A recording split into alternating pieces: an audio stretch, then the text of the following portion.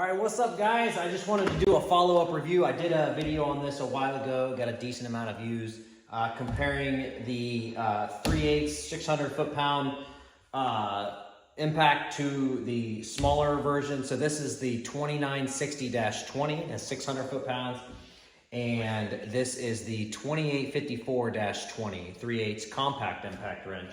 They call this the just mid-torque impact wrench. So one of the major things that I want to change, actually that is changing or did change from the original video, I did the comparison. I bought them both at the same time. I think this is like 250 foot-pounds, I believe. I'm not 100% sure, honestly. I don't pay attention to foot-pound ratings. I just remember this one was like crazy at 600 foot-pounds, so it's just always stuck out to me.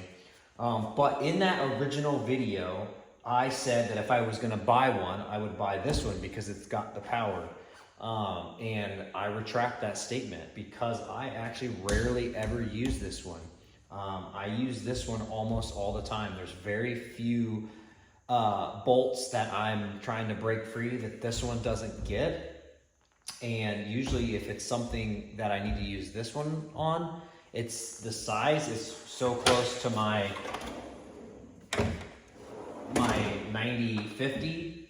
Like obviously it's bigger, but it's not like an insane amount bigger, that I just use the 1/2 inch on it in most cases. So it's rare that I can't get this, my 1/2 inch in there where this will fit or whatever. It's just, I don't know, I just don't get into too many situations where I have to have 600 foot-pounds. And it's just like super, I don't know what the word is, but violent, I guess. I don't know. There's just so much power in this thing. It's not always enjoyable to use, but I mean, that's just me, whatever. Obviously, that's going to be different for everybody. Some people probably have this impact and love it. The same thing, though, with these is every Milwaukee that I always have. They do the same thing where the battery,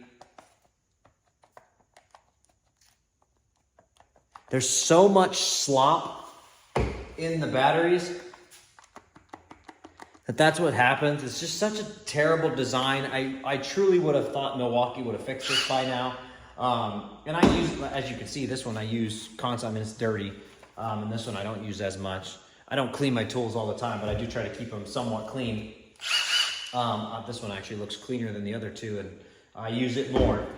But, you know, I don't know. That's just something that's always frustrating to me, is that battery wobbling around on there, because then it the contacts start having issues and all that stuff. But you know what? I've not had any issues with these yet. Knock on wood, I've not had any problems with them. They both worked great.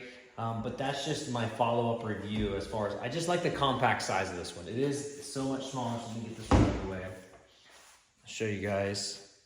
It is quite a bit smaller than the other one. So in a lot of cases, this just fits in the spots that you need. And that's really what it ends up being for us, I feel like, in the automotive industry. That's the automotive industry. I don't want to, obviously other industries are going to be different. But a lot of times, and I work on a lot of Asian vehicles, Honda, Toyota, Acura, Lexus. So those are obviously going to be different. Everybody's situation is going to be different. So what I can't stand about social media and YouTube and all that stuff is everybody feels like somebody does a video like this and they're putting everything in that one video. These are just my opinions. This is just my personal experience. My experience is going to be way different than a diesel guy. My experience is going to be way different than somebody who's a flat rate tech at Ford. My experience is going to be way different than somebody who's a mobile tech or somebody who works on, you know, boats or, you know, whatever. It doesn't matter. So this is just my opinion, my experience, and my perspective. So take that for as you want. You know, it's up to you. You get to decide that. So just want to do that video for that and just give you guys an update, kind of show you and give you an idea of where I stand on those now. I do use this one a ton, especially because, you know, the 3/8 toggle snap-on just doesn't have that ton of power. So I find myself using this a lot more to break stuff free. So it works out well. I have multiple brands. I don't really care brand specific. In every video I talk about buy what works for you. So buy what tool, what brand, what works for you, who gives you the best service. That's what you always should do, because you got to look out for you and yourself and what do you prefer and who's going to be taking care of you as far as dealer, or do you want to send stuff in and wait for it to be repaired or whatever. So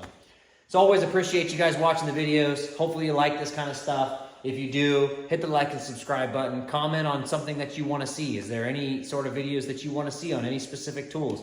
I have a lot of battery-powered stuff. I can always buy tools to do specific videos. I'm happy to do that, especially if it's something that I'm going to use myself. I'm always happy to do that kind of stuff. So just comment down below and let me know what you think. Let me know if there's a specific tool that you're looking for. Appreciate it. Take it easy, guys.